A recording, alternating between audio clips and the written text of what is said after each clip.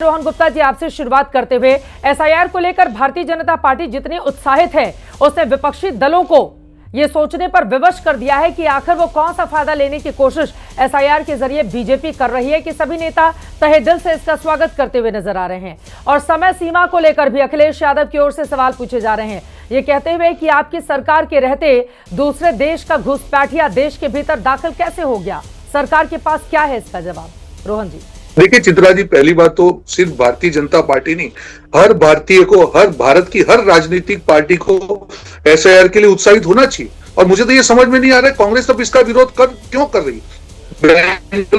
बेंगलोर के लिए, कर्नाटक के लिए इतनी बड़ी प्रेस कॉन्फ्रेंस राहुल गांधी जी ने की, वो मुद्दा तो एसआईआर का ही था। अगर वोटर लिस्ट में कुछ गलत हुआ है उसको सही करने के लिए एसआईआर किया जाता है। बिहार में उसको अच्छी तरीके से पूरा किया जाता है। 65 लाख वोट हटाए जाते हैं। 1 महीने का समय दिया जाता है कांग्रेस पार्टी और सब पार्टियों को कि अगर कोई वोटर रह गया तो आप लेके आइए। उसके बाद फाइनल वोटर लिस्ट बनती है, उसके ऊपर चुनाव होते हैं। चुनाव ये लोग हार जाते हैं और हारने के बाद ये कहते हैं कि 65 लाख हमारे वोटर कटे।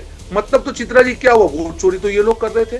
गलत वोटरों के सारे अगर ये लोग कहते हैं कि हमारे वोटर हैं, अगर वो हटने से चुनाव हारने की बात कर रहे हैं तो इनकी वोट चोरी पकड़ी गई।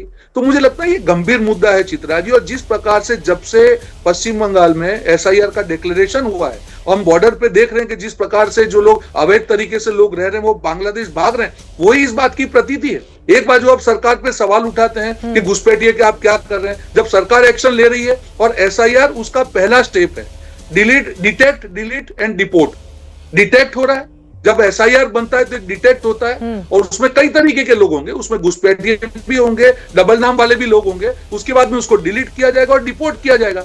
और सरकार की नो टॉलरेंस पॉलिसी है, उसको राजनीति से जोड़ के नहीं देखना चाहिए। ये देश की सुरक्षा का मामला है, ये देश की चुनाव का मामला नहीं है। पर राजनीतिक पार्टियां अपने लेकिन मल्लिकार्जुन खड़गे, कांग्रेस पार्टी के अध्यक्ष रोहन गुप्ता जी, वो बोल रहे हैं कि बीजेपी की ये जो वोट चोरी है वो जानलेवा बन चुकी है। बिना प्लानिंग के एसआईआर, नोटबंदी की गई, लॉकडाउन की भी याद वो दिलाते हुए नजर आ रहे हैं। वो कह रहे हैं कि सत्ता की भूख में बीजेपी लोकतंत्र को कमजोर करती जा रही है। चित्रा जी, मुझे एक चीज बताइए, अगर उनको एसआईआर से इतनी आपत्ति थी, जब राहुल गांधी जी ने चालू बिहार इलेक्शन में हरियाणा की प्रेस कॉन्फ्रेंस की, उसी टाइम पे एसआईआर का जो वोटिंग लिस्ट बना था उसमें क्या गड़बड़ी है देश के सामने रखते तो शायद ज्यादा प्रासंगिक होगा।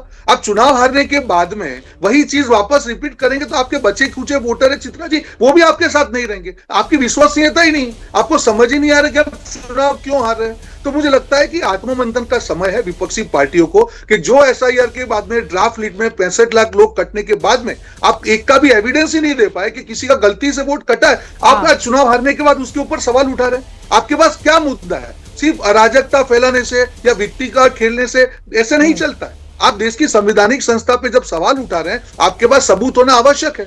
और पूरी ट्रांसपेरेंट तरीके से, पारदर्शिता से पूरी प्रक्रिया को किया गया। आपको हारने के बाद क्यों आपत्ति होती है? जब एग्जिट पोल के रिजल्ट आ रहे थे तब तो आप बढ़ चढ़ के बोल रहे थे, देखिए 10% वोटिंग बढ़ गया है, इसका मतलब एंटी इनकम्बेंसी का वोट है, कल सत्यमेव जयते होने वाला है। और जैसे ही हार गए तो सत्यमेव जयते को बाद में रख दिया। अब हाँ, मैं जवाब ले लेती हूँ। मनोज काका जी, दरअसल भारतीय जनता पार्टी उत्साह में है। उसका ये कहना है कि बिहार के रिजल्ट ने आप लोगों की परेशानी बढ़ाने का काम किया है, तो एसआईआर के बहाने अब भारतीय जनता पार्टी को निशाने पर लिया जा रहा है। और अगर एसआईआर की प्रक्रिया हो रही तो उसमें क्या दिक्कत है मनोज काका जी? और यूपी में तो वैसे भी 2027 में इलेक्शन होना है, उसके पहले तो होना नहीं है। एसआईआर की प्रक्रिया तो अभी की जा रही है ना मनोज काका जी?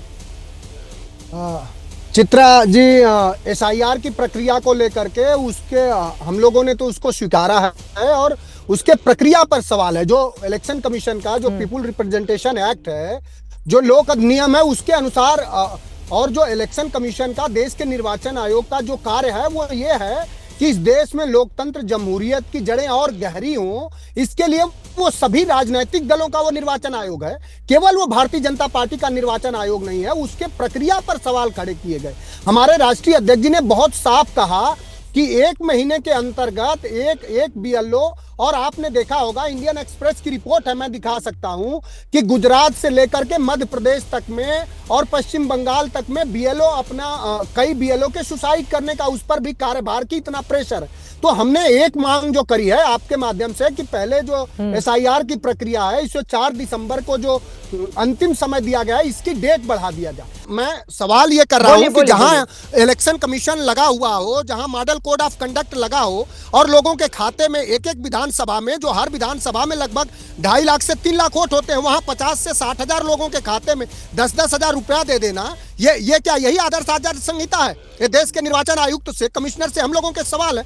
आपका काम है कि सबको लेवल प्लेइंग फील्ड उपलब्ध कराइए, उसमें देश का निर्वाचन आयोग कहीं न कहीं विफल है। इस पर सवाल खड़ा हो रहा है। कोई ज्ञानेश कुमार और भारतीय जनता पार्टी ने इस देश में लोकतंत्र नहीं लाया। इस देश में लोकतांत्रिक व्यवस्था हमारे लाखों लोगों ने अपना बलिदान दिया है। पंडित राम प्रसाद बिस्मिल से लेकर के अशफाक उल्लाह खां से लेकर भगत सिंह से लेकर के डॉक्टर राम मनोहर लोहिया, तमाम लोगों ने अपने बलिदान दिए हैं, तब ये लोकतंत्र आया। कोई आरएसएस के विघटनकारी विचारधारा पर जो हमेशा से देश को बांटने का प्रयास करते हैं उन पर नहीं। अगर देश में घुसपैठियां हैं तो देश का गृह मंत्री कौन है? कोई विपक्ष का नेता है कि अमित शाह है? इस देश के 11 साल से जो गृह मंत्री हो और देश के प्रधानमंत्री जी क्या कर रहे हैं जब लगातार घुसपैठिया? और अब मैं सवाल कर रहा हूं कि कितने डिटेंशन सेंटर आपने बताया, और जरा मुझे आंकड़े वो प्रस्तुत करिए कि 2014 से 2025 के बीच में कितने घुसपैठियों को आपने बाहर भेजा। आरडीएक्स 3-3 हजार किलोमीटर उसी दिल्ली में। ठीक है, मैं इसका जवाब ले लूंगी। एक बार मलूक नागर जी को लेकर आते हैं चर्चा में। ठीक है, वो विपक्ष की जिम्मेदारी है।